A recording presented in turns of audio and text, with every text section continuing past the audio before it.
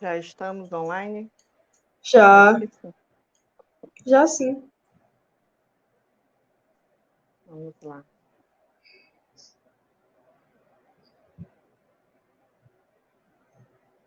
Não ouvi.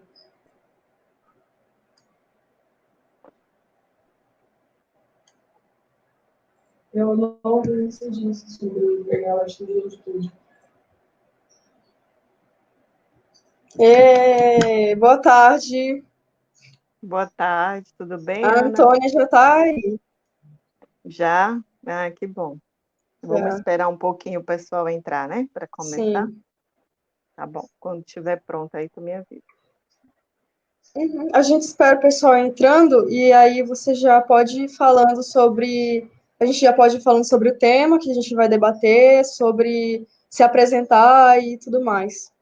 Aí só a gente Tá bom. espera mesmo. Mas Pode ir E começando as aí a perguntas que eles forem mandando, você pode ver aqui do lado as perguntas, é live comments. Tem private chat aqui do lado, né? Aí tem o live comments que é as pessoas comentando. E elas estão entrando aqui e a gente vai vendo. no celular a gente precisa Uhum. implementar algo que capture. Boa tarde.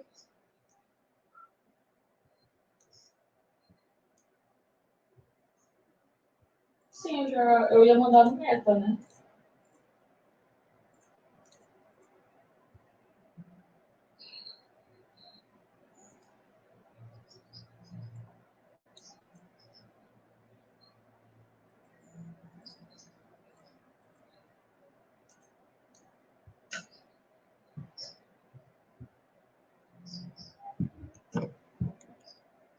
A gente vai só esperar mais pessoas entrarem na live para a gente poder começar. Eu preciso ir porque começou uma live aqui do pessoal. E aí eu tô fazendo bastante barulho com o microfone.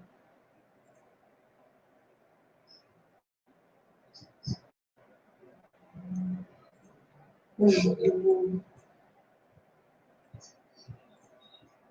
Peraí, eu vou mandar aqui nas mensagens o que eu cadastrei, o que eu escrevi como os encaminhamentos aí no chat. Só para vocês terem uma noção do que eu vou estar fazendo por agora. Beleza?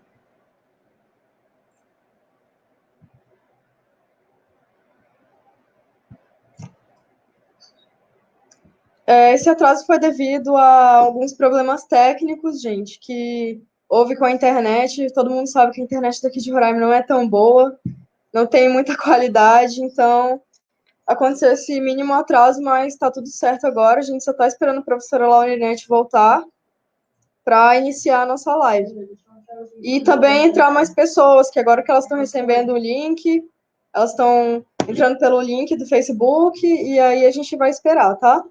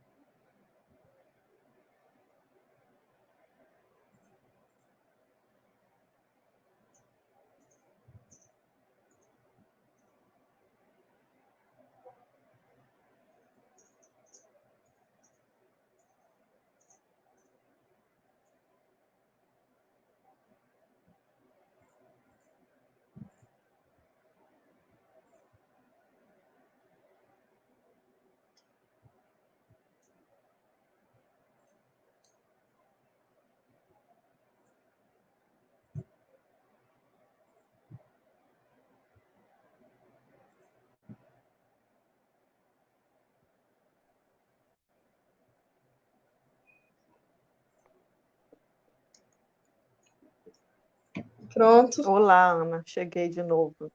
Olá, professora. Acabei saindo aqui sem querer. Certo. Então vamos lá. Pode se apresentar para todo mundo.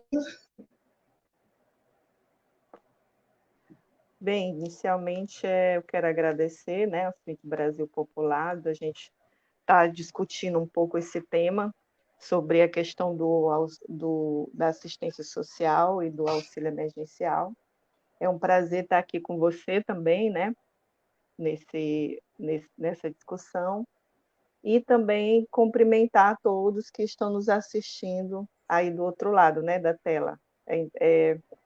É diferente, né, esse processo aqui, mas a gente vai se Sim, adaptando um pouco a essa discussão para que a gente possa trazer aí as contribuições das pessoas, as perguntas, né, tentar trazer um pouco de reflexão a respeito do que é assistência social e o auxílio emergencial.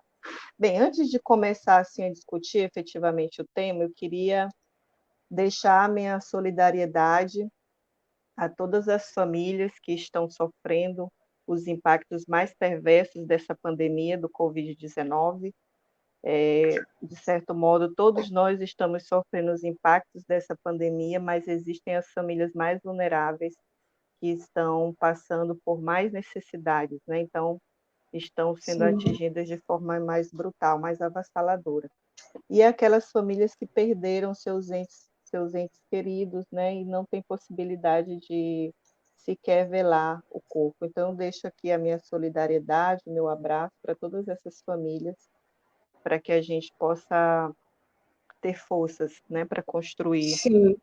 uma outra forma É, de pensar.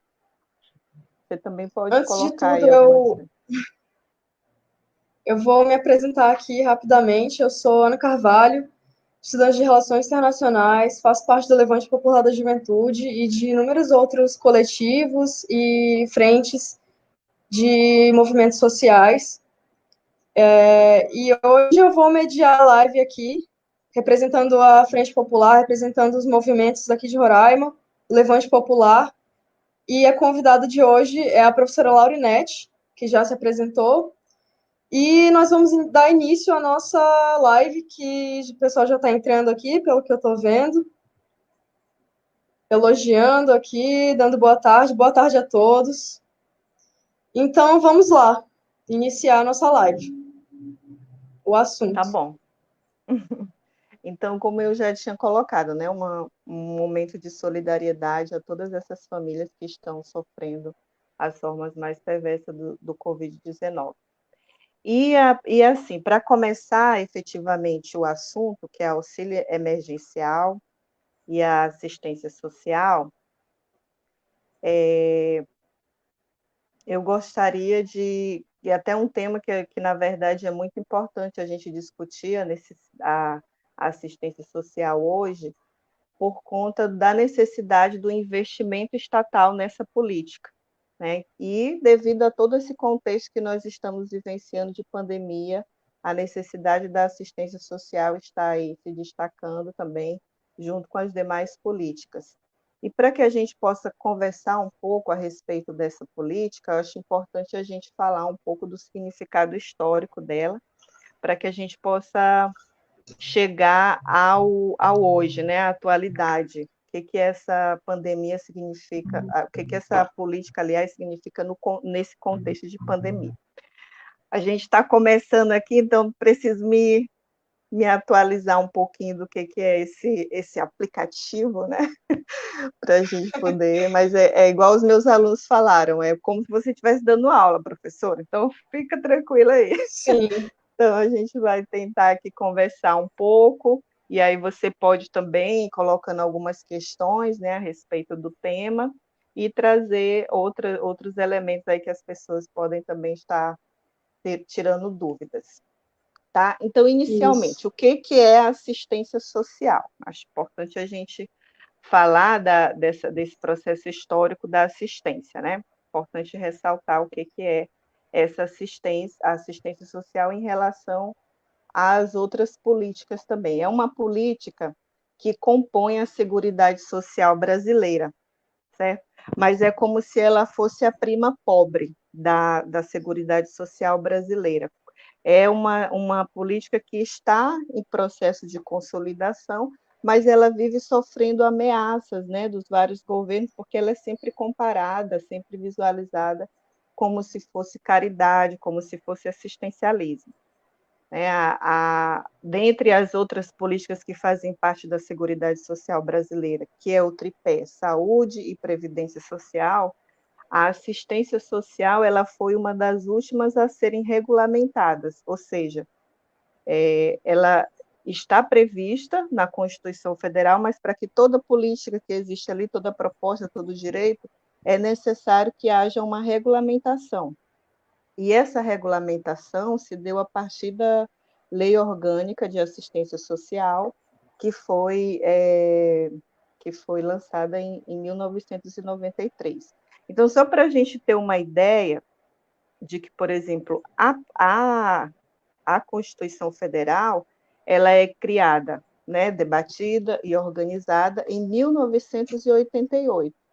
E a assistência social, enquanto política pública, ela só é regulamentada em 93. Então, a gente tem um espaço de tempo aí bem grande e a gente se pergunta o que aconteceu, então, para que essa política fosse regulamentada só a partir de 93. É todo esse resquício, na verdade, que existe de pensar a assistência como assistencialismo, como caridade, e aí isso que a gente precisa desmistificar um pouco aqui, falando um pouco desse processo histórico.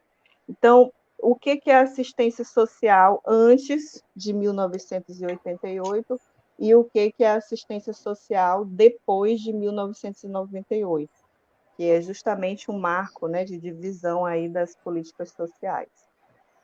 Então, como eu já expliquei, a assistência social ela compõe esse tripé da Seguridade Social brasileira, com o Sistema Único de Saúde, que é o SUS, né, uma política universal, e a Previdência Social, que é uma política contributiva. E a assistência social, ela está colocada lá na Constituição como uma política para quem dela necessitar, certo? Mas não é só uma perspectiva de necessidades sociais do ponto de vista econômico, ou seja, uma pessoa que está passando por uma perdeu seus direitos em relação à questão da violência, está sendo ameaçada, a mulher, por exemplo, em situação de violência, a criança, o adolescente em situação de violência, todos são também usuários da política de assistência social. E aí, todas essas políticas, elas têm sofrido um processo de privatização, a saúde e a previdência social, e com a assistência social, ela, na verdade, os governos sempre levam o aspecto de transformar essa política como uma ação de caridade, ação filantrópica, né, que é um processo histórico, na verdade, que tem aí. Em 1993, quando é criada a LOAS, que é a lei que regulamenta a assistência social, essa LOAS ela vai dizer no artigo 1º que a assistência social ela é um direito do cidadão, dever do Estado, é política de seguridade social não contributiva, né, que provê os mínimos sociais realizados através de um conjunto integrado de ações de iniciativa pública e da sociedade para garantir o atendimento às necessidades básicas. É exatamente assim que está no artigo 1 da LOAS, certo? E aí, dentro desse processo aqui, a gente tem algumas categorias, algumas palavras que a gente precisa entender para entender a importância do que é uma política social, por que é dever do Estado, por que deve ter iniciativa pública, por que deve atender às necessidades básicas, né?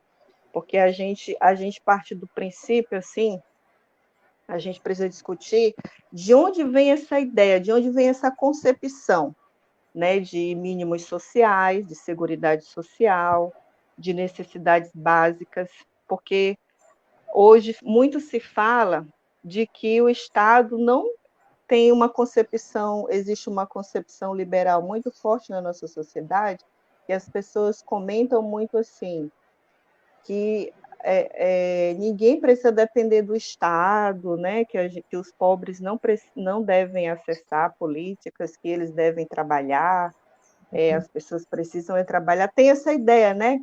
Preconceituosa. Acho que acho que as pessoas vão entender um pouco o que eu estou querendo dizer Sim. aqui né, com esse caminho aqui que eu estou querendo levar para a gente poder problematizar, né? Por que na Constituição existe essa possibilidade do Estado prover mínimos sociais e garantir a seguridade social a partir da previsão de necessidades básicas.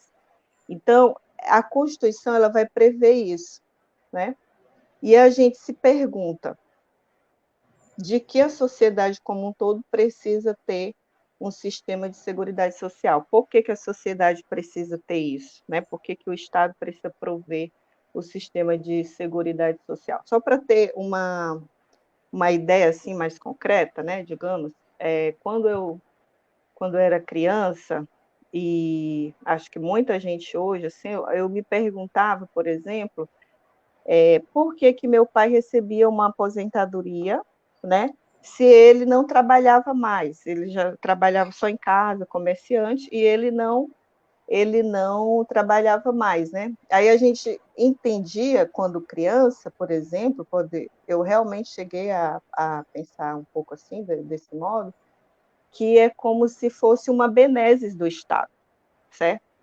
Mas o que a gente não reflete, e isso não é produzido, né, para a gente poder fazer uma crítica, é que o trabalhador, desde que ele começa o seu processo de desenvolvimento de trabalho, mesmo não estando com um emprego formal, ele ajuda a construir o processo de riqueza social, certo? Então, ele deu a sua contribuição historicamente, mesmo não estando no emprego formal, ele acessa a Previdência Social e vai contribuindo. Por isso, ele tem direito a essa aposentadoria, certo? É como se fosse uma poupança que ele está guardando ali, e no final da sua vida de trabalho, né, ele vai receber de volta aquele dinheiro que o Estado foi guardando e foi poupando. Então, não é uma beneses do Estado. Todos esses direitos que nós temos, que estão previstos na Constituição, a partir das políticas que estão previstas na Seguridade Social brasileira, elas são políticas que a gente também contribui diretamente com elas, seja através dos nossos impostos, seja através do nosso trabalho, porque o trabalhador é que gera a riqueza social do nosso país, certo? Então, nós temos aqui a política de seguridade social, as políticas de seguridade social. Para a Previdência Social, o trabalhador contribui, certo? E aí vai restar a poupança para que ele, no final da sua vida de trabalho, ele receba a sua aposentadoria.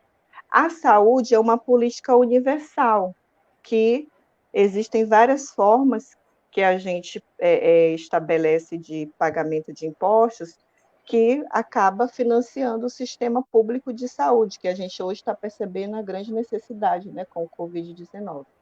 E a assistência social, sim, ela também faz parte dessa política. A gente não contribui diretamente enquanto trabalhadores, mas considerando que dentro da nossa sociedade nem todas as pessoas vão conseguir trabalho, existem pessoas que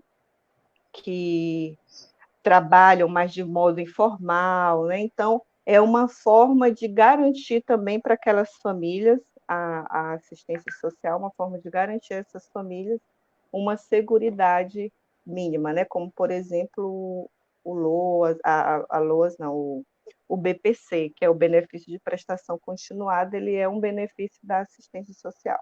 Mas, assim, é um início geral para a gente poder começar a fazer a discussão desse tema. Professora, antes da gente dar continuidade, tem algumas pessoas aqui fazendo algumas perguntas e alguns comentários. A senhora gostaria de respondê-los agora? Antes de dar início ao assunto mesmo, mais profundamente? Pode perguntar, que daí alguma coisa que daí eu já posso ir também explicando, né? Faz umas duas perguntas. Temos alguns comentários aqui bem legais, pessoas entenderam o que a senhora está explicando e elas estão participando bastante da live. Tem uma pergunta do Elton Carvalho. Ele está perguntando, professora, na sua opinião, o auxílio emergencial tem que se ampliar? Certo, então ele já está indo para o auxílio emergencial, né?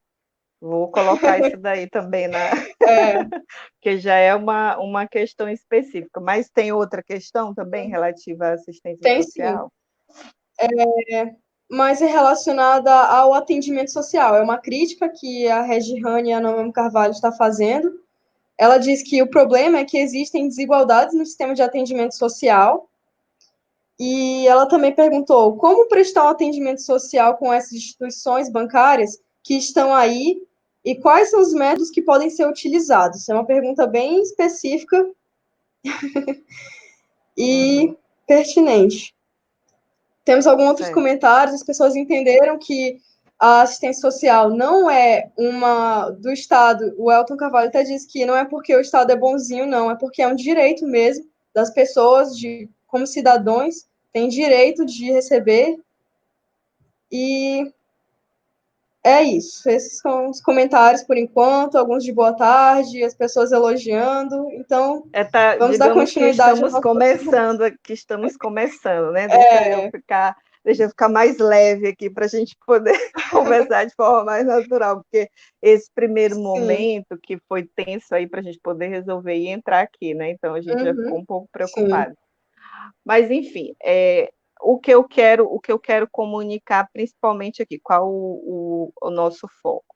É dizer que a assistência social, ela faz parte da Seguridade Social brasileira, certo? É um direito social. Hoje em dia ela está colocada como um direito social.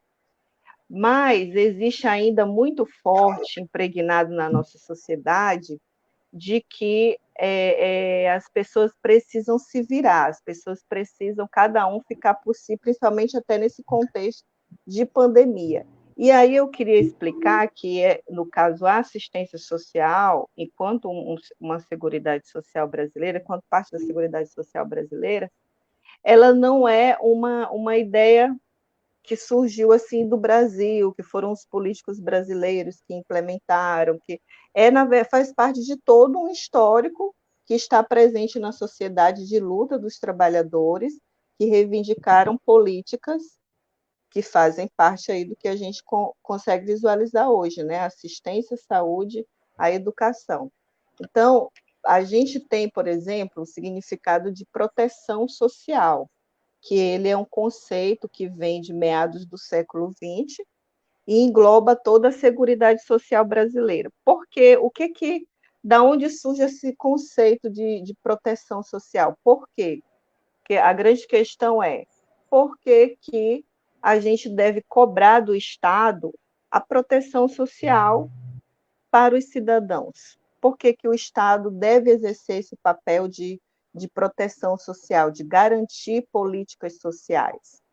Eu estou centralizando muito nisso porque existe muito aquela ideia individualista de que a gente precisa deixar o Estado para lá, né? Inclusive os próprios governantes se desresponsabilizando cada vez mais da sua função social. Quando a gente tem, por exemplo, Sim. uma discussão, né? Os repórteres estão ali conversando com o presidente e ele diz assim: e daí? Isso é muito simbólico, é uma forma de neoliberalismo mais cruel que existe. O que é o neoliberalismo?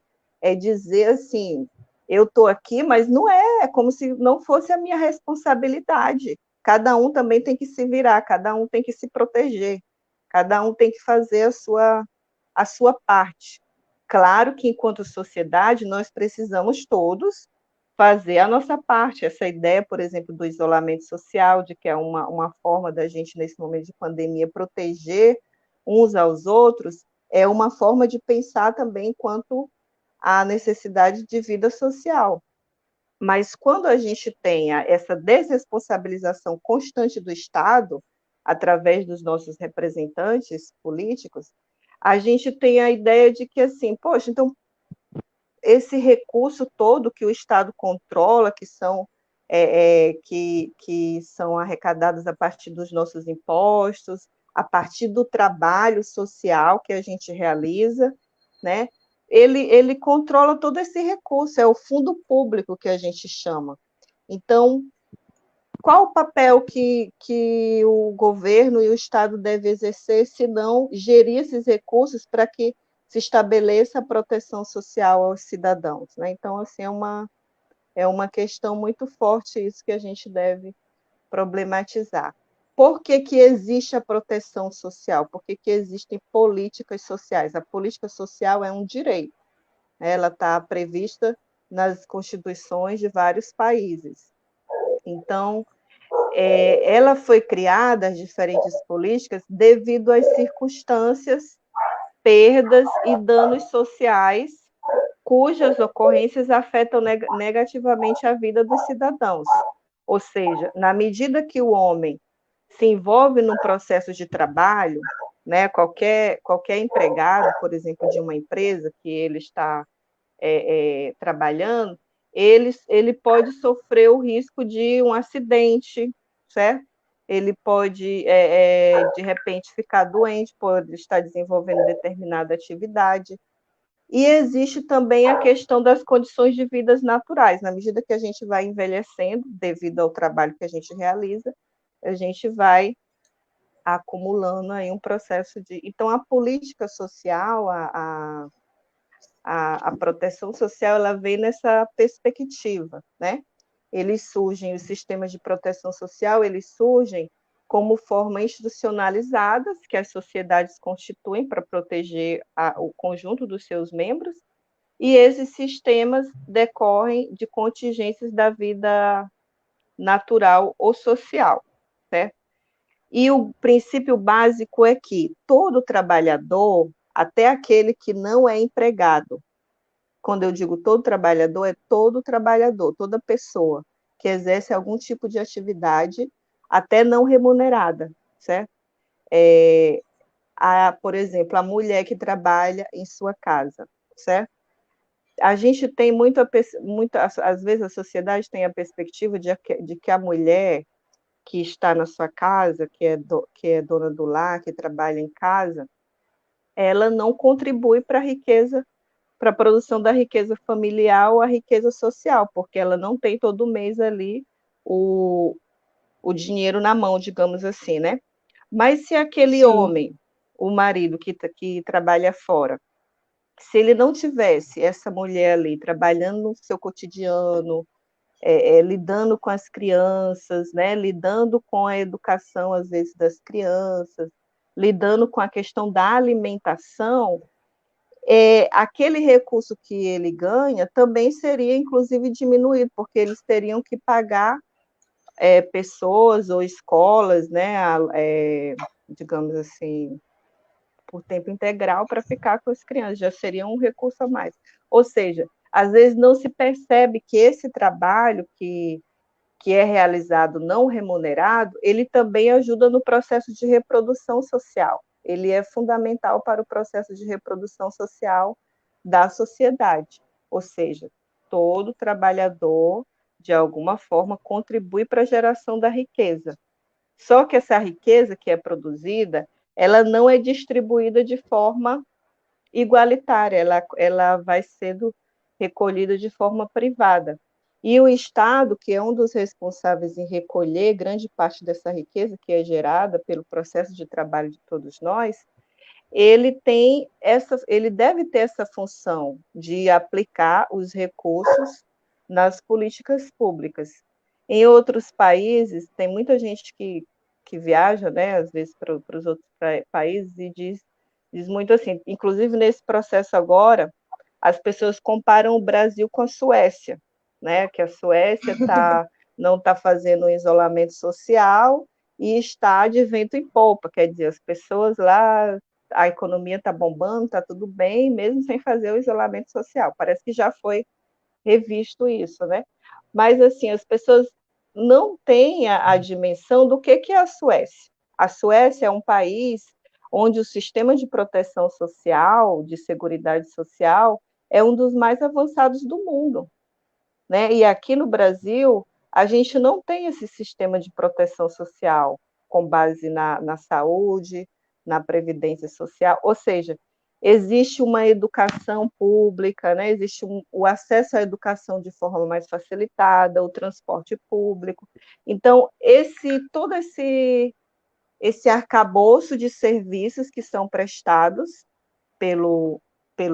pelas empresas públicas ou privadas em determinados países, onde o bem-estar social funciona de forma ainda mais desenvolvida, e que as pessoas não precisam necessariamente o tempo todo ficar pagando por aquilo ali, certo? E aqui no Brasil, não. A ideia do Estado é promover esse processo de privatização constante das nossas necessidades. Ou seja, o sistema público de saúde ele é constantemente abalado com falta de recursos, impulsiona as pessoas a irem buscar o sistema privado. O sistema de previdência social também, né, para que as pessoas busquem os sistemas privados. Então, vai se deteriorando cada vez mais o sistema de proteção social e fazendo com que ele seja privatizado, tá? Então, assim, o que eu quero deixar claro é que essa ideia de proteção social não é uma criação brasileira, é uma criação que vem desde o século XVIII, a partir das lutas da classe trabalhadora, que, devido a todo o processo de desenvolvimento social do capitalismo, a classe trabalhadora se viu cada vez mais pobre, mais solapada, né, pelas suas várias formas de trabalhar, os trabalhadores sofriam, não tinham condições de se alimentar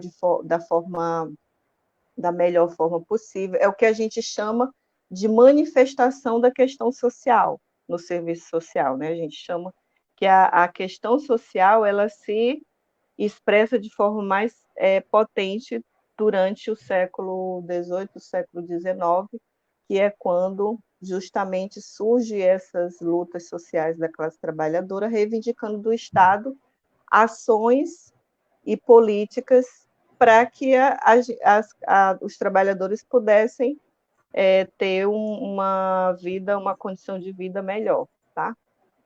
Então, surge na Inglaterra essa questão dos mínimos sociais a partir de uma lei chamada Lei dos Pobres, que reconheceu o direito de todos os homens a um mínimo de subsistência. Então, desde o século XVIII, com o estabelecimento dessa lei na Inglaterra, se começa a problematizar a necessidade desses mínimos sociais, porque o desenvolvimento do sistema capitalista, a falta de trabalho para algumas pessoas, né? Assim, o capitalismo não provê o trabalho para todas as pessoas. Então, é uma forma também do próprio Estado reconhecer que existe demanda de outras pessoas para poder também continuar o seu processo de desenvolvimento social. Certo? Então, assim, é uma ideia que vem não especialmente daqui do Brasil, a questão da proteção social vem dessas lutas sociais, da necessidade do Estado intervir, e aqui no Brasil, a gente tem, no caso específico da política de assistência social, nós temos um sistema de proteção social que se inicia especialmente nos anos 30, né? Antes, aqui no Brasil, não existia uma atenção voltada aos trabalhadores no âmbito da assistência social. A política social brasileira ela vai tomando formas nos anos 30 do século passado, mas também com uma estratégia de gestão da força da classe trabalhadora. É justamente quando os trabalhadores entram nas lutas sociais, reivindicando do Estado ações de políticas públicas para resolver os problemas da questão social, de pobreza, é justamente aí que o governo começa a agir, certo? Então, nos anos 30, no governo de Getúlio Vargas, é que a gente tem esse início de atenção voltada ao trabalhador. Mas ainda, falando da política de assistência social, todo o sistema que vai se formatando aí, enquanto política social, ainda é um sistema de bem-estar periférico, certo? Ainda não é ainda uma política que ela realmente pode ser considerada como a gente conhece hoje, que ela defende os direitos sociais, tá? Nos anos 30, ainda existia medidas esparsas e frágeis de proteção social. Nós tínhamos um sistema oligárquico, ainda antes dos anos 30, nós tínhamos um sistema oligárquico, que era a base política. Então, não existia um planejamento social, não existiam políticas sociais, todos os problemas sociais eram tratados como caso de polícia, tá? Quando chega os anos 30, depois dos anos 30, é que a gente vai tendo essa ação do Getúlio Vargas, mas só que naquele tempo é criado a LBA, certo? A LBA, que é a Legião Brasileira de Assistência Social, ela foi criada, mas com o objetivo de atender inicialmente as pessoas que eram vítimas da guerra, certo? E depois ela foi ganhando o status de atender outros trabalhadores, crianças, né? Mas a gente pode dizer que essas políticas sociais, essa política, né, que foi sendo formatada no governo de Getúlio Vargas, ela visa responder às lutas sociais e trabalhistas, mas se dá ainda com uma perspectiva de fazer o pacto das elites, né? A construção de um modelo que a gente pode chamar de modelo misto, que não contempla o conjunto de trabalhadores. Isso eu estou falando da política social em geral. No que diz respeito à LBA, né, a gente vai ver em 1942 que é criada a Legião Brasileira de Assistência, coordenada pela primeira-dama, e ela visou inicialmente atender familiares dos envolvidos na guerra. Depois de 1946 é que passa a se dedicar à maternidade e à infância sob a perspectiva do assistencialismo, que é articulações religiosas e das primeiras-damas. Ou seja, nesses primeiros anos de organização do que a gente conhece hoje como assistência social, a visão que o Estado toma para si para desenvolver a assistência social ainda é um cunho filantrópico e assistencialista, ou seja, são ações voluntárias, desorganizadas, com falta de planejamento, ainda tem aquela ideia de que é o Estado que vai ajudar as pessoas, não é as pessoas que têm um direito social garantido, né? Que é diferente do que a gente tem hoje. A Constituição Federal, ela prevê que a assistência social, ela é um direito social, portanto, totalmente diferente do que a gente categoriza como ajuda. A gente não pode considerar que, por exemplo, o Bolsa Família, ele é uma ajuda, ele é um direito que está garantido lá e que se formata enquanto uma política social, assim como é também o auxílio emergencial. O auxílio emergencial, ele surge nesse contexto de pandemia, né, como uma ideia, como se fosse uma ideia inovadora, mas, na verdade, já vem em processo de construção e debate, inclusive o próprio Eduardo Suplicy, ele tem um livro que trata sobre a renda básica de cidadania. Nesse livro, o Suplicy parte desse princípio de que os trabalhadores geram a riqueza da sociedade e que a riqueza ela é repartida de forma desigual. Portanto, na gestão desses recursos, ele deve ser dividido e todos os trabalhadores devem ganhar a mesma fatia, entendeu? É como se fosse uma empresa que tivesse recebido lucro naquele determinado ano e ela fosse repartir entre todos os trabalhadores. É assim como se fosse essa junção de tudo que o Estado acumula, né? Ele precisa fazer o processo de distribuição. Então, a renda da cidadania, que o Suplicy defende nesse livro, é para que todo trabalhador, não é só aquele mais pobre, né? Não é só aquele que mais tem a necessidade. Então, a renda emergencial, ela também parte perspectiva, mas só que hoje existe um debate que deve ser destinado ao pobre do mais pobre, né? Então, é diferente um pouco do que o Suplicy propõe, porque ele propõe que todos os trabalhadores eles tenham acesso a uma renda de cidadania, que é essa partilha do fundo público do que o Estado acumula, né, a partir do nosso trabalho. E a questão do auxílio emergencial, ele vem com essa ideia agora que surgiu na pandemia, porque realmente é uma necessidade, né, que o Estado faça essa divisão do que o Estado acumula. A gente viu que, por exemplo, não tinha dinheiro aí durante a reforma trabalhista, durante a Previdência, a reforma da Previdência, de ninguém tinha dinheiro, o Estado não tinha dinheiro, certo? Mas agora o dinheiro apareceu. Da onde que vem esse dinheiro? Não existe dinheiro. A gente aqui pensa que não existe porque é falado isso para nós. Mas existe muito dinheiro. Esse dinheiro foi tirado de um pagamento, da necessidade de um pagamento de uma dívida. Uma dívida que vem de tempos históricos, de 500 anos do Brasil, que está sendo acumulada essa dívida. Então, assim, já foi pago há muito tempo essa dívida, certo? Juros e juros já foram pagos. E a gente continua pagando uma dívida que a gente já pagou há muito tempo, certo? Então, existe muito dinheiro para que seja feita essa divisão desses recursos. As pessoas que estão precisando, nesse momento de pandemia, devem receber com urgência e a gente precisa lutar para que esse auxílio emergencial ele seja implementado da melhor forma. Não adianta dizer que é só é culpa da Caixa Econômica, é culpa de um determinado gestor.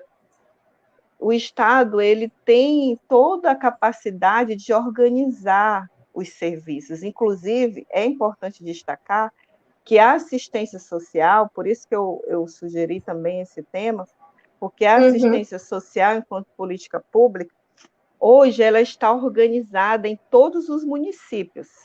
Todos os municípios hoje têm os serviços socioassistenciais que estão organizados nos CRAS e CREAS, que é o Centro de Referência de Assistência Social e o Centro de Referência Especializado de Assistência Social. Cada um tem a sua particularidade. Se alguém tiver dúvida, depois eu esclareço mais nas nossas perguntas e respostas. Professora. Mas essa rede de serviços que já existe em todos os municípios, inclusive agora foi liberado recurso para que a assistência social tenha atividades fortes no enfrentamento ao Covid também, 19. Então, é necessário que toda essa rede ela seja beneficiada com esses recursos, os trabalhadores possam realizar o seu trabalho, ajudando as famílias vulneráveis, e a gente precisa valorizar a assistência social, porque muitas pessoas necessitam desses serviços. Nós temos algumas perguntas aqui. Desculpe interromper a senhora. Não, Algumas perguntas novas. Uhum. Pois é, a gente já está com 43 minutos e 50, quase 44, e vamos às perguntas. Agora a gente tem que responder os comentários aqui. Tem a Jack Ferreira Costa, ela está perguntando sobre o sistema de análise do auxílio emergencial. O que pode ser analisado quanto aos militares que receberam o benefício? Como a gente sabe, né, não sei se todo mundo está sabendo disso, mas ontem o Tribunal de Contas da União ele determinou que os mais de 73 mil militares que receberam auxílio emergencial de R$600 paguem eles retornem esse dinheiro, porque é indevido, existem profissionais autônomos, informais e os desempregados que precisam mais que eles, e eles estão roubando dinheiro de pessoas que realmente precisam, de extrema necessidade, pessoas das periferias, trabalhadores informais, como já foi citado. Uhum. E ela está perguntando de que maneira o auxílio emergencial ele pode ser analisado para que esse tipo de erro não aconteça, para que as pessoas que mereçam ser mereçam ou não, tenham o direito de ser beneficiadas, sejam, e é isso. Essa é a primeira pergunta de agora.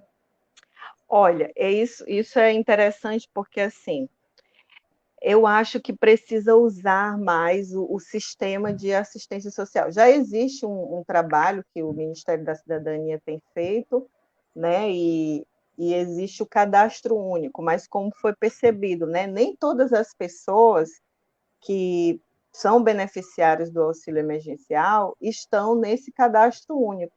Mas acho que a gente precisa fazer a pergunta: por que que elas não estão nesse cadastro único, certo? Então, uma das questões é por que que não estão? E aí a gente remete à necessidade da assistência social nos municípios, que os trabalhadores da assistência social, não só os assistentes sociais, mas psicólogos, né, e outros trabalhadores que atuam nos CRAs e CREAS, eles têm vínculo direto com a população nos vários municípios, certo? É quem mais tem mais aproximação com as pessoas vulneráveis. Então, existe existe um programa no governo anterior que é baseado na busca ativa. Inclusive, teve um programa que era de o Brasil Sem Miséria, que a ideia era cadastrar o máximo de famílias no cadastro único. E tem muitas vezes que acontece assim, mas a gente vai cadastrar tanta gente e vai necessitar de mais Bolsa Família. Mas não é só essa questão do Bolsa Família, o cadastro único não é só para a pessoa ter acesso ao Bolsa Família. Se ela precisar, né, é claro que ela vai ser cadastrada também para colocar o acesso dela ao Bolsa Família. Mas o cadastro único, ele é um cadastro que visa buscar essas pessoas mais vulneráveis, os desempregados, as pessoas que não têm emprego formal, porque ele também até pode beneficiar alguém que vai fazer um concurso público, né, cadastrado no CadÚnico, então ele também pode ter, de certa forma, até a isenção dessa taxa, né, que existe para pagar nos vestibulares, no concurso público. Então, assim, Jaque, uma das formas que tanto os governos anteriores como o atual deveria estar fazendo era ampliar essas questões do cadastro. O que eu quero dizer é, nos governos anteriores, existiu esse incentivo a partir do programa Brasil Sem Miséria, que houve também um corte, né, uma quebra no andamento desse programa, mas a ideia é ampliar o máximo esse cadastro para que a gente possa conhecer os usuários da política de assistência social. Então, eu acho também que é importante que os trabalhadores da assistência dos CRAs e dos CREAS estejam atentos para inserir cada vez mais pessoas, né, que estão aí nessa linha de vulnerabilidade, de pobreza, para que o próprio governo ele possa também ter mais dados dessas pessoas, certo? E também aí foi criado esse aplicativo que deu vários problemas, né? Deu várias situações, e devido a essa situação emergencial que a gente tem aí, acabou gerando esses vários problemas. Mas o que é complicado é a gente pensar assim, ó, para pagar os bancos, para repassar dinheiro para quem é muito grande, né, os empresários, tem sempre uma possibilidade, né? Por que que o trabalhador que tem sempre essa dificuldade de repassar o dinheiro para ele? Então, assim, cabe a gente pressionar, é papel do Estado prover as pessoas nesse momento de pandemia, em qualquer outro momento de calamidade pública, não é porque é favor, não é porque é caridade, é porque nós, a partir das nossas contribuições de impostos, a partir do nosso trabalho, a gente contribui. E o fundo público que é arrecadado pelos governos dos estados, pelo governo federal, pelos governos municipais, eles estão ali para gerir, só que a gente também precisa acompanhar. Então, uma das coisas importantes, inclusive, foi liberado recurso da assistência recentemente para vários municípios, E a gente precisa acompanhar a aplicação desses recursos, né? Precisa fazer o processo de acompanhamento, até porque muitas atividades nesse momento de pandemia, as compras, né, estão sendo feitas sem licitação. E a gente fica impressionado com a capacidade, inclusive, de alguns governantes de fazer o mal, né? Digo assim, fazer o mal nesse momento, porque é um momento trágico e mesmo assim ainda tem gente que desvia recursos, desvia verbas da saúde, né, nesse momento. Então a gente precisa também, enquanto cidadão, estar acompanhando esses recursos que estão sendo liberados para os vários municípios, para que a gente possa cobrar, né, dos nossos governantes. Não sei se eu respondi a questão para a Jaque. Então, nós temos a outra pergunta aqui do Elton Carvalho. Ele está perguntando qual é o papel dos movimentos sociais durante essa pandemia e como o movimento que eu, Ana, participo, vem se organizando.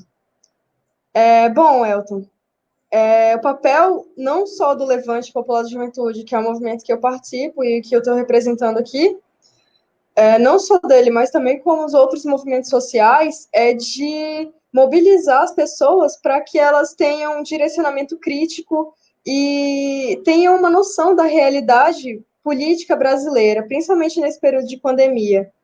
A gente quer levar esse debate com fundamentos e é um momento de solidariedade onde a gente precisa arrecadar forças, arrecadar não só itens de higiene, como o projeto Nós por Nós, da Frente Brasil Popular, está fazendo. Não sei se aqui conhecem, mas é só entrar nas redes sociais da Frente Brasil Popular ou do Levante da Juventude, que vocês podem acompanhar o projeto.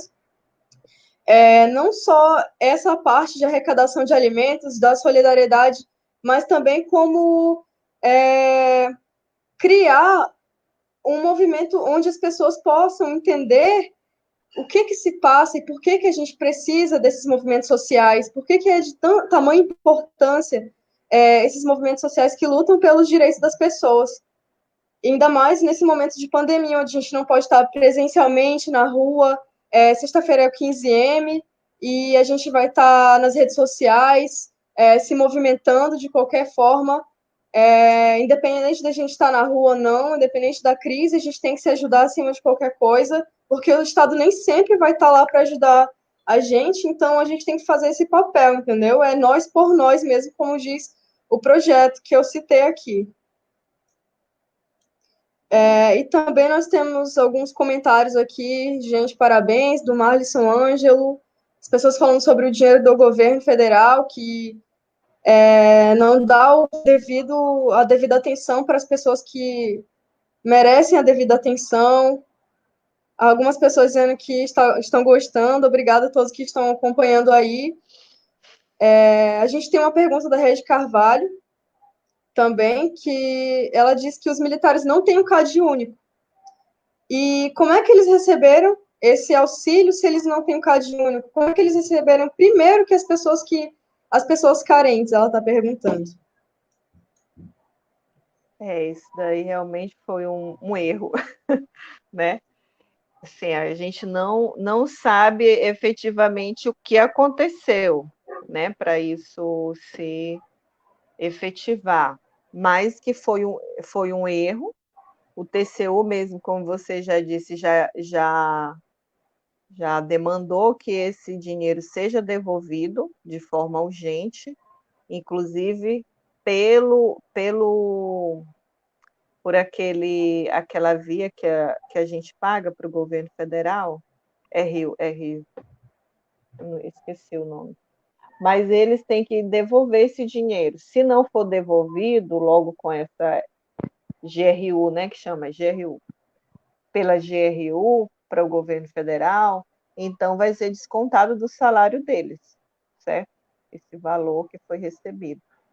E ainda bem que foi percebido esse erro logo, né? Porque senão eles iam receber todas as parcelas. E aí é que ia ficar mais um rombo, né? Então, a gente, ainda bem que foi percebido esse processo aí, para que possa ser revertido e as pessoas que realmente precisam possam receber esse auxílio emergencial, que não é um favor, não é uma ajuda, é, na verdade, uma forma do Estado fazer o processo de distribuição de renda do que ele acumula. E é uma forma também que a gente, às vezes, tem gente que avalia assim, por exemplo, eu não.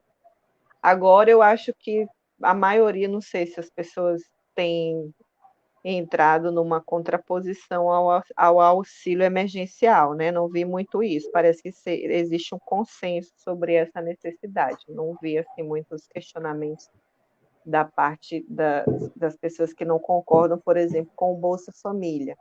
Mas o recebimento de qualquer benefício, de qualquer auxílio que vem do governo, do Estado, ele serve para reativar a economia também. Então, é uma possibilidade que existe. A pessoa, quando recebe esses valores, no próprio Bolsa Família, por exemplo, ela vai comprar alimentos. Então, é uma forma daquele mercadinho ali que existe num bairro também movimentar a economia, né? Então, de certa forma, é uma forma de distribuição de renda que faz com que as pessoas possam garantir o seu alimento e também contribui nesse processo de movimentação da economia, porque as pessoas questionam, a economia está parada, a economia está parada.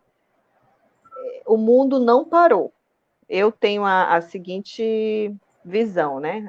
As pessoas dizem, o mundo parou com a pandemia. Na verdade, nós estamos num processo de vivenciar outras possibilidades. O mundo não parou, a gente continua em movimento, a gente continua fazendo várias coisas, até na nossa casa, com os nossos amigos conversando, né, online, não estou reunindo ninguém, mas a gente mudou de perspectiva, mudou de atividade, né? Inclusive a própria atividade econômica também muda.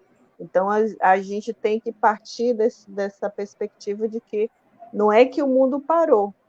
Talvez o mundo capitalista, a acumulação do capital para beneficiar grandes empresas, grandes pessoas que querem lucrar, é que tenha dado uma pausa. Mas nem não pense que também todas deram, porque, por exemplo, as próprias empresas do ensino à distância estão querendo lucrar horrores com essa questão da pandemia, né? Mas muda-se o contexto de lucratividade, muitas vezes, do capital, e para nós, sociedade, que estamos inseridos também nos movimentos sociais, a gente tem que repensar novas estratégias de luta e também de vida social, porque o mundo que pode ter parado, diminuído, desacelerado, é a acumulação capitalista, mas o trabalho nós continuamos desenvolvendo nossas atividades, e é importante a gente repensar a respeito disso. Eu acho que a gente tem que dar um basta nesse mundo individualista, nesse mundo que não leva a gente para pensar no coletivo, ele age mais por intenções individuais, e a gente pensar na possibilidade de criar perspectivas e relações coletivas, né, de trabalho também e de pensamento para sempre estar ajudando as pessoas. Tem mais alguma questão Pois aí? Tem Ou a algumas gente já questões encerra, que... né? Porque, na verdade, a gente começou já um pouco atrasada, né? E Pois aí eu é. não sei como Mas tá. então vamos só responder essas últimas questões. Algumas pessoas Certo. fizeram alguns comentários sobre os militares e de indignação, porque é realmente uma situação dessa onde o governo se coloca um erro dessa maneira, é indignante. Eu quero agradecer a todos os comentários, a todo mundo que está participando e comentando aqui. Temos algumas perguntas aqui para cima, mas eu acredito que com esse nosso diálogo já foram apresentadas as respostas. São perguntas relacionadas ao que a gente abordou, então eu espero que todos se sintam respondidos. E então é isso, vamos encerrar por aqui. Já deu o horário. quase 1 hora de Já tá. live. Quero agradecer a todos, agradecer a presença de todo mundo e da professora Laurinete também. A senhora tem alguma consideração final para apresentar, para falar? Eu queria chamar um pouco a atenção para a gente que é trabalhador para nós que somos da assistência social, tá? Assim, eu acho que eu acabei não caracterizando um pouco no processo de discussão aqui, porque tem muita gente que confunde a assistência social com o serviço social e a, a assistente social. Por exemplo, eu sou assistente social e tem muitas pessoas que acham que o assistente social ele trabalha só na política de assistência social, que é no CRAS, no CREAS, mas não, eu, por exemplo, eu sou assistente social e trabalho na educação. Então, o assistente social, ele pode trabalhar em várias políticas, na saúde, na educação, na previdência, não especificamente só na assistência social. A assistência social, ela é uma política pública, assim como é a educação, como é a saúde. E o que eu quero ressaltar é que a gente precisa conhecer mais essa política tão, digamos, ela é tão jovem, porque sempre ela é menosprezada, ela é considerada como se fosse caridade, como se fosse filantropia. E o que a gente precisa perceber é que não, a assistência social ela é um direito que deve ser garantido pelo Estado a partir dos serviços que a gente chama socioassistenciais. Onde que são realizados esses serviços? Principalmente nos centros de referência de assistência social, nos municípios, e no centro de referência especializado da assistência social, que também existe em vários municípios. É uma rede que nos últimos 10 anos cresceu bastante, inclusive aqui no município de Boa Vista, recentemente houve concurso para essa área, né? Vários trabalhadores entraram na área da assistência social. E isso é uma forma de fazer com que esse serviço ele seja prestado com mais qualidade às pessoas, né? As pessoas precisam acessar o CAD único, vão lá no CRAS, faz o cadastro para ter acesso não só ao Bolsa Família, mas a vários outros tipos de serviço. Então, as pessoas precisam conhecer cada vez mais essa política para que ela se consolide, para que a gente lute por ela, para que ela seja garantida e não seja transformada no que cada vez mais alguns governos querem fazer, como se fosse filantropia, como se fosse ajuda. Hoje a gente tem muito foco também, né, no interesse de trabalho voluntário, como se a política de assistência social fosse só trabalho voluntário, fosse ajuda. Querem transformar, remanejar, digamos, os recursos para esse tipo de ação. Mas a gente tem que entender que a assistência social, assim como a saúde, como a educação, ela tem os seus equipamentos. Os profissionais precisam ser concursados, precisam atender de forma melhor a população. Não é só porque a assistência social atende as pessoas mais vulneráveis que ela tem que ser prestada como se fosse uma caridade ou uma ajuda. As pessoas precisam mais do que só quando vão atrás da assistência social, elas não precisam só de recursos financeiros. Elas acessam também esses serviços por algum tipo de violência que sofreram, porque precisam fortalecer os vínculos dentro das suas comunidades. Então, existem vários exemplos, né? Acho que o pouco tempo que a gente tem aqui, até a gente também se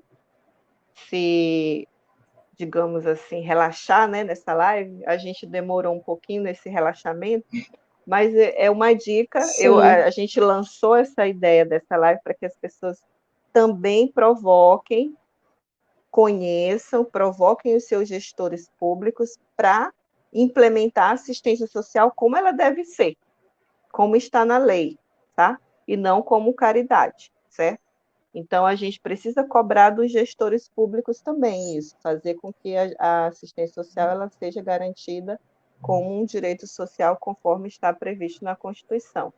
E os nossos trabalhadores, que são assistentes sociais, psicólogos, pessoas que fazem direito, antropólogos, eles, nesse momento de pandemia, também têm um papel crucial, embora mesmo pelo trabalho remoto, devem se aproximar da população, continuar se aproximando, tentar saber quais são as demandas que estão aí, e a gente precisa ver que houve recursos que foram destinados para todos os municípios também no estado de Roraima, para algum tipo de intervenção, e é uma forma da gente executar esses recursos fazendo esse trabalho, né, de aproximação com as comunidades para entender quais são as suas necessidades.